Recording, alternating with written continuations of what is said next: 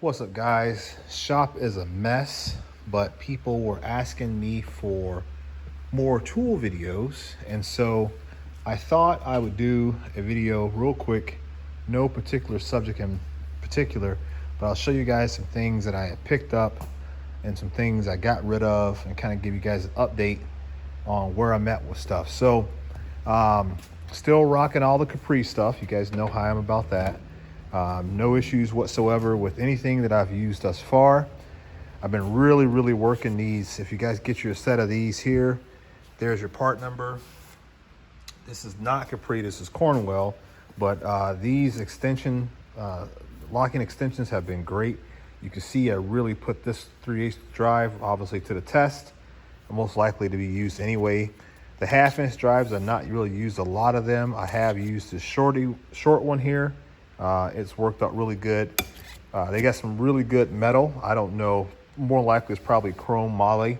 I don't think that the Blue Point stuff or the Blue Power stuff is anything special from Cornwell, but that's a really good set. No issues with the Cornwell screwdrivers. I've been using these a lot, pretty much my go-to. I have a lot of different screwdrivers, as you guys can see. I go either to the Snap-on ones, because that's what I can grab real quickly, or the Cornwell, no issues whatsoever. You see here, this is my primary ratchet drawer. And when I say primary, meaning that this is what I go to or I grab stuff from most frequently. Anything from the Aries, this is like the small-headed ratchet. It's not bad for what it is, cheap little ratchet, but it does the job. I've got some more Capri stuff in here. I do like my Capri. I think if I had to, if I didn't have a whole lot of money to spend and I was looking to outfit my box with a tool brand that I knew was going to work really well for numerous applications, I would recommend, or I would tell anybody to check out Capri stuff. You guys know my position on that. I've been working these 3/8 drive chromes for about a year now, I think, maybe going on a year. You can tell that these have been used pretty hard. I don't baby them. I don't use them only on ratchets. Primarily, they're used on impact guns because that's what I grab most frequently. They don't mushroom very easily. They haven't had any issues with cracking chrome, chipping chrome, anything like that. The fitment on them is really good. And something that I learned from Justin Dow, he made a good argument one time. He said, hey, you know, Snap-on and Mac is great, especially when you have fasteners, bolts, nuts, whatever, that are toleranced correctly. I think a lot of times people blame the tool as opposed to the hardware, meaning that the hardware, more times than not, is not to the proper size or a softer metal than what you would expect. Then your sockets end up slipping or rounding off the edges, and you want to blame the socket itself. It's not the socket, it's the fastener, the inferior metal. But these Capri sockets work really well. They are tolerance as such that they can accommodate for a tightly toleranced tool or fastener, or a kind of more loosely tolerance fastener without any issues. Need to get this this Cornwell ratchet warrantied out. I'm not a big fan of Cornwell ratchets. This is the only one that I have, I believe. But this one here has a strip gear. Now, I did get it used, so you can tell I didn't do all that damage to it. So the previous owner did. But for the price of these Cornwell, being this is Cornwell USA, I thought that I would have had better success with that ratchet than what I have. And it's already blown out. So some of the 1/2-inch drive Snap-on stuff, I got rid of a lot of that. I kept what I thought I would need. I got this really long one here. What is it, 24 or 26 inches or something like that. But I use my Capri one most often. It's what I go to. And I also have a really long Capri 3/8 drive that I use a lot. You can tell this one here has been put through the ringer. And I use my stuff on a day-to-day basis, right? So no one can really make the argument anymore that me personally that I don't use my tools because I'm building multiple cars simultaneously. I've got a new project where I'm working on the C10. We're doing an LS swap on that. Here's the LS engine. that we pulled out of a 2002 GMC Yukon. That engine there is going to be going in our 72 C10. We have not started the process of tearing it down, but we're going to be deleting a lot of stuff off of it and getting this engine prepped to be dropped into that C10 chassis, and then we'll start that build. The 58 is just about done. I'm waiting to get the call on the drive shaft. Hopefully they'll have that done this week. Really, I hope they have it done towards the end of the week so that I can pick it up next week and I can pay for it, because it's been I spent a lot of money here lately, and I'm at the point now where I want to be done with the 58. I want to move on to another project, and this truck is about where I need it to be. We got the seats in, we got the carpet in, we got to do a little bit more body work here, kind of clean things up and get everything finished painted. But I've got the paint, so we're ready to rock and roll as soon as I can get the wells ground down on the step and then make that look all pretty, and then we're good to go. But back to tools. Here's another Snap-on set that I use a lot. I got this set for like 25 bucks, full set. I've only had to warranty it out like one screwdriver, and that's because when I bought the set, it was already bent, so I needed to get a new one. But that's pretty much it. Obviously, the Milwaukee stuff, I'm a big fan of Milwaukee tools. You guys know I've got a pretty sizable setup when it comes to Milwaukee stuff. Really, Milwaukee, Snap-on, and DeWalt are my biggest brands for power tools. Anything from their saws to their 90-degree grinders, the drills, the cut-off zip disc type grinders. And then you can see all the Milwaukee stuff there. I think I pretty much got, with everything with the exception of like, 3/4 or 1-inch drive stuff, I've got all the other stuff, 3/8 drive, 1/2-inch drive, quarter drive. No issues with Milwaukee. In terms of the gun itself, I do not like the batteries per se. The batteries seem to not last as long as I would have liked, but that is what it is. When it comes to sockets, I've got everything that I pretty much need in terms of sockets. This is my high-end drawer, and when I say high-end, I'm merely referring to the fact that everything in here is pretty much Snap-on, Mac, Cornwell, Right Tool, SK. More of your USA brands is what you're going to find in this drawer. But I've got everything that I possibly needed. Haven't done a lot of adding to this drawer. What you see here is what you get. Recently, Right Tool did send me a new 3/8 drive socket set. I believe they sent me this in error because they warrantied out some stuff for me in the past, and then they knew that I was short on a couple things that I had lost while doing some salvage yard pulls. And so I believe they sent me additional set. So shout out to Right Tool. There's your part number. These are a really, really nice set of sockets. I mean, Right Tool sockets are excellent when it comes to quality and craftsmanship. This is a shorter set here because I pulled some sockets off this rail to be added to my salvage yard box. And so this was the set they previously sent. And like I said, I believe they made a mistake on their end and they sent me another set. So it is what it is.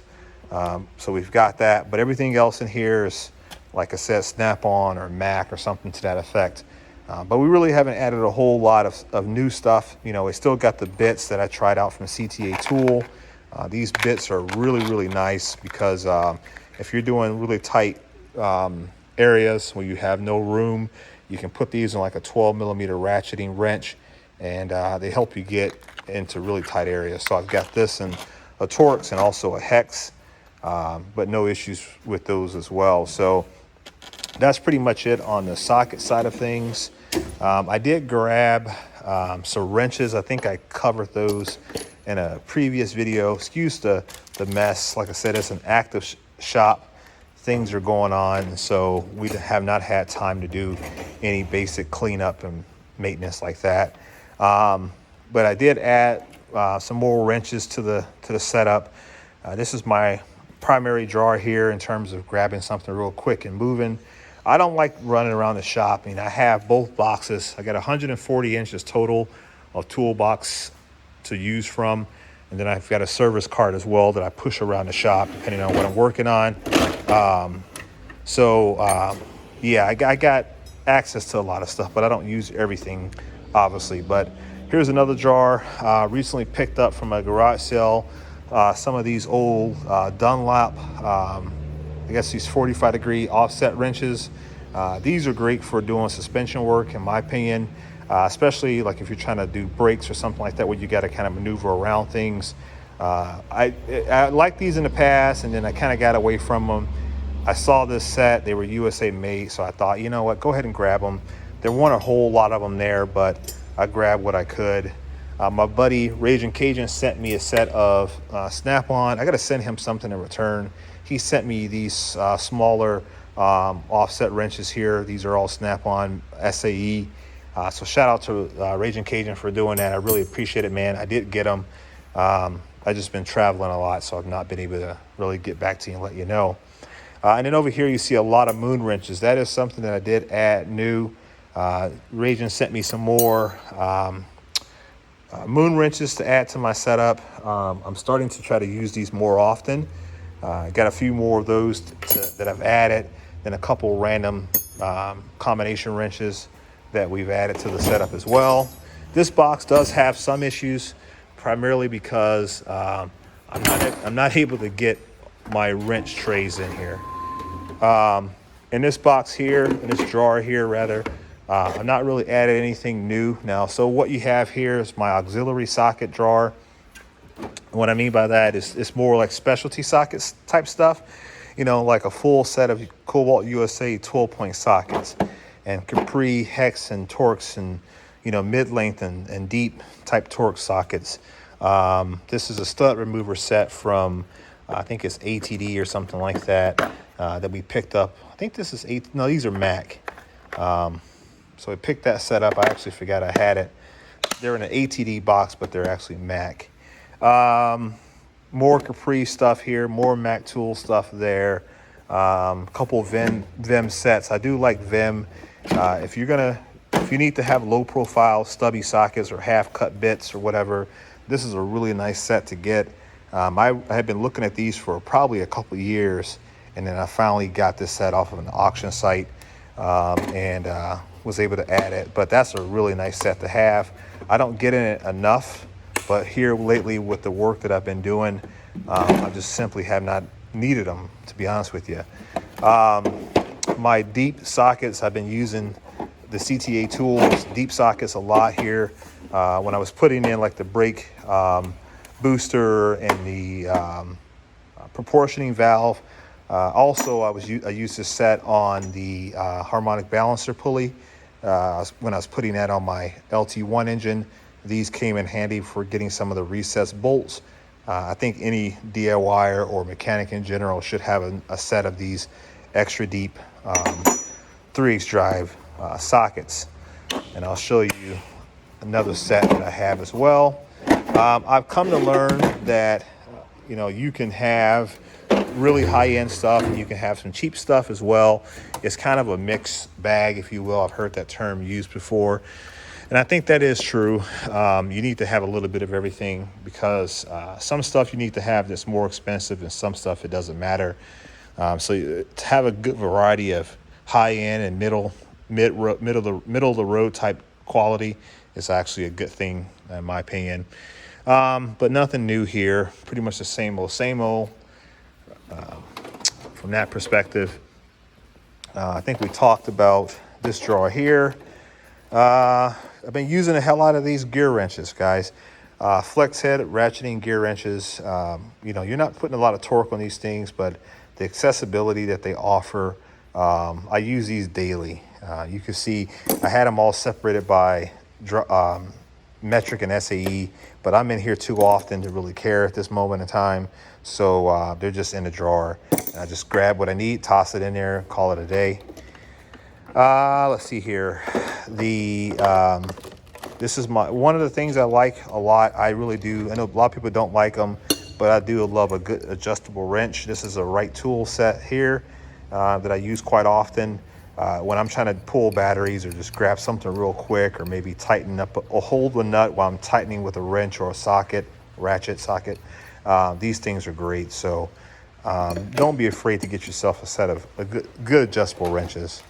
Electrical drawer, kind of a mess, but it is what it is. Nothing cool in there. Nothing cool down here. I do have a what is it, ball joint puller set, and that I was able to use that to remove my U-joints. That worked out really well with the C-clamp there. I've been using this Capri Tools combination wrench set a lot more. This is just regular combination wrenches, and I didn't expect that I'm going to gain a lot of knowledge about, the quality of them per se, because I have to remember that I own them in order to grab them. But in terms of slippage, they've not had any issues with slipping off of a fastener, whether it be a grade 8, grade 5, or some type of Chinesium junk. They seem to work really, really well. So once again, that's a good set. It goes from 6 to 24 millimeters. So that's a really, really good range for just about anyone. Now, something that I did get here new is this Ratchet scope. I tell anybody, if you're buying an engine or car, and you just in general, if you need to do some inspection of anything really, whether it be the undercarriage of the vehicle or the engine bay, anything like that, I would recommend getting yourself a bore scope. But I would not buy a car or a motorcycle or any type of motorized vehicle without having a bore scope on hand. This one here, I do have another bore scope from Ratchet, but this one here is pretty cool. They sent this to me a little while ago, but it's a much bigger screen, better picture quality. Pixelation is really, really good. You can tell there. I don't have the cable plugged in, so it says no signal. I do like the fact that it does have a little handle, so you can kind of get your hand in there. You can hold it. You can do your inspections. It even has a little kick-out stand there in the back, so you can set it up on the engine or the hood of the car and do your inspection and still have visibility. So that's a really nice device to have. This is like the DS700 SE, I think it is. What model that is. Comes with a nice long flexible cable, and then the fire cable or whatever it is, or USB plug in to charge it up and all that kind of stuff. So that's really good. Takes pictures, takes video. Really, really nice set to get. I don't know the cost of that. I'll do a separate video where I compare this one to the other model of Ratchet I have, which is this guy here.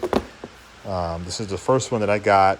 A little bit smaller, more compact. But if you're going to a junkyard, you're pulling parts or whatever, this is small enough and light enough to carry in your bag, and you won't be too weighted down. And really durable as well. Still rocking the Cobalt 3/8 drive impact gun. Absolutely no issues with the Cobalt. I do think this is a very much underrated brand in terms of power tools.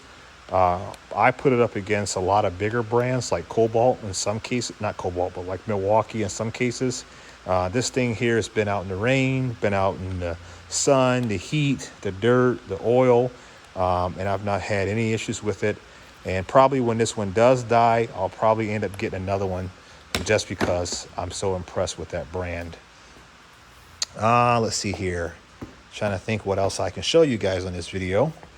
Some stuff I got rid of. Like you guys know, thank you for everybody who bought Ratchets over the last few months. It really helped to finance a lot of projects. I know I had couple shipments here lately that went out later than what I had anticipated. So apologies to those who got their tools late or have not gotten them yet. They're on the way. It's just that I had been traveling a lot and did not have time as I thought I was going to have to get things packaged up. But everything is out and shipped now at this point in time. So we're in a good position. But I did get rid of a lot of stuff. And a lot of people say, well, man, you called yourself the Ratchet King. Well, I did at one time. But I've now kind of changed my thoughts on it a little bit. And that's primarily because I have some other brands that have worked out just as well as the Snap-on stuff. But that doesn't mean I'm getting rid of all my Snap-on tools.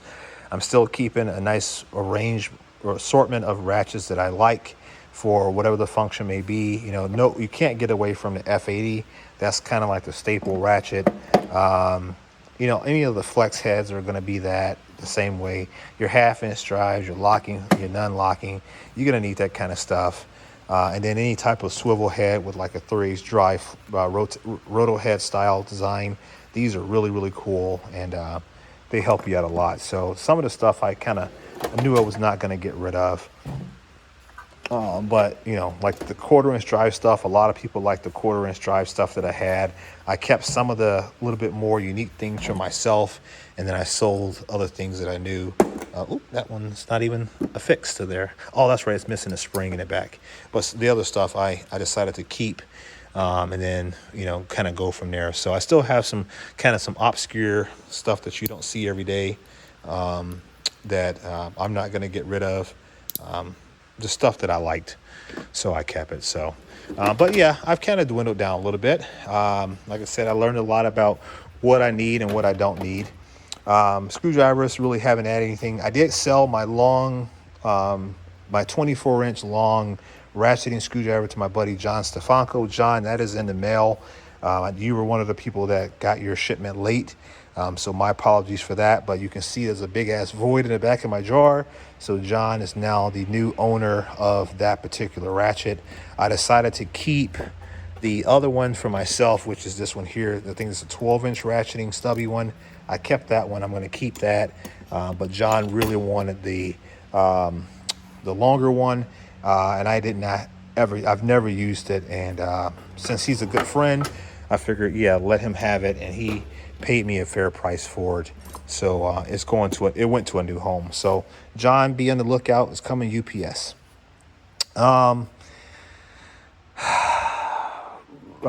Pliers. I really haven't added anything new with pliers. I'm still kind of working through some of these. I've not really got a chance to use. I played around with them from time to time. Like these bad boys here, I've not really I don't think I've ever used them. These were like all the rage for a while there. I had to get a pair, got a pair, never really used it. And I think that's primarily because you use what you need to, right? Sometimes it's just as easy for me to go over to this drawer over here. I'll show you guys this drawer here, and I can grab what I need. And some of my most used pliers are right here. These are Cornwell, and I use these all the time. You can see they open up really, really well. They're nice and strong. They don't chip, and they're very well aligned on the tips. These things I use for everything from removing hoses to pulling fuses to pulling wire to twisting wire. Anything that I can, cutting off wire, stripping wire. These things get used for everything. So you use what you need and what you can get your hands on at that time. Down here in the drawer, this is kind of like my beat 'em drawer. Obviously all my hammers and stuff like that. I don't think I've ever used this particular one. I can't remember even how I got it. I think this was like the first snap-on hammer I got. Yeah, it was, because it's got paint on it from my old house when I was doing remodeling. So I used it for a long while, and then haven't really touched it very much here recently. And that's primarily because I come over here and I'll come to this drawer here where I've got a bunch of Blue Point stuff, and I'll grab a Blue Point hammer and pretty much go to town with that. So throughout my shop, all that kind of stuff is kind of thrown around at the moment. Like I said, everything's kind of a mess. You can see the tops of the boxes are crazy. Once I get this 58 done, I'll be to come out here and kind of clean up again. But I've got anything from gauges that I'm working on to spotlights, because I build hot rod trucks. So something like this has a lot of unique character and things I want to incorporate. So, it is what it is. Like here's another set of the Capri sockets that I got sitting out here. These are their 1/4 inch drive sockets here. I've been using these a lot as well. I love these sockets with this impact here. This one here, Milwaukee hit the nail on the head when it came to the grip size. This is a really thick handle or grip.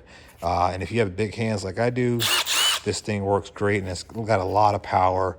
And the batteries, as you can see, it lasts a long, long time. It's got the light, and it holds the sockets really well. It's got a hog ring style in there, but it does a really good job at holding on to those sockets. So John sent me this gear wrench 1/4 inch drive. So John, you can see I'm already using that. I was adding some fender bolts in this weekend, and yeah, it was that came in handy. Another right tool adjustable wrench, like I said, for holding that bolt in place while you're ratcheting it. That's a great tool to have. But beyond that, yeah, it's just kind of been like the normal stuff. You can see I've got stuff in the cab here, multimeters, tools, test lights, you know, because we're doing a lot of dash wiring now. We're trying to get things hitting a little bit more. Inside the truck there, we've got the brain box tucked underneath there. We got the wires kind of put away. Now we're working on the chassis wires. I had all that stuff tucked up under there, but we were trying to, me and my brother-in-law were working on trying to figure out some wiring before we take it up to Amateur Hour Restorations, which I'm going to talk about that real quick. So we initially had a live stream planned for Friday, Saturday this week. I think we didn't know which day it was going to be, but we're going to have to push that out by 1 week. I'm going to do a separate little short video on that after this video here. But if you've made it this long, you know that we're going to push that live stream out. The line of work that Herb is in, he has to go do some training out of town. We forgot about that, and I didn't want to have him do too much stuff. He's got his own bills going on. We've got a lot of stuff as a group, all of us going on, and it didn't make sense to try to pack in that live stream on top of everything else that we're trying to all get accomplished within a short period of time. So we're going to push it out by 1 week, and so in about 2 weeks we'll be doing a live stream. It's going to be a really cool live stream. So I want you guys to attend. Make sure that you guys are going over to his channel, subscribing, because he's going to be releasing information on that live stream event, as well as I am. And the reason why we're doing it is because I want to introduce him and his crew. I want to introduce you guys to his projects, which is the 57 Bel Air swap with the LS engine. You know, so you guys can see how easy it is to do it. He's going to walk you through what he's done, what he's doing, and I think you guys are going to get a chance to see that engine fire up for the first time in that 57. So it's going to be a really, really cool video. So make sure you guys are locked into us, because once we announce it, you know, you guys will know what time and what date. And I want all of you guys, if you're watching my content, I want you guys there on his video. So but that's it for tonight. That's just a quick little video. Like I said, I'm gonna do a quick short real fast, and then that'll be it. So I'll catch you guys in the next video. Peace.